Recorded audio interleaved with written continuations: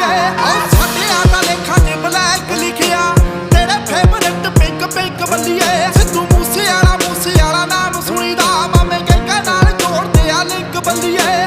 ਪਿਆਰ ਨਾਲ ਜੋ ਰਹਿੰਦਾ ਉਹਨੂੰ ਰੱਖ ਲੈਨੇ ਆ, ਕਰਦਾ ਜੋ ਤੜੀ ਉਹਨੂੰ ਚੱਕ ਲੈਨੇ ਆ। ਗੱਲੋਂ ਗੱਲਬਾਤ ਹੁੰਦੀ ਦਾ ਪਤਾ ਨਹੀਂ ਲੱਗਣਾ। ਇੱਕ ਵਾਰੀ ਹੋਰ ਡੈਵਲਾਂ ਦੇ ਨਾਲ ਨਾ ਤੂੰ ਖੇਡਣਾ ਕਰੋ, ਵਾਰਦਾਤ ਹੁੰਦੀ ਦਾ ਪਤਾ ਨਹੀਂ ਲੱਗਣਾ।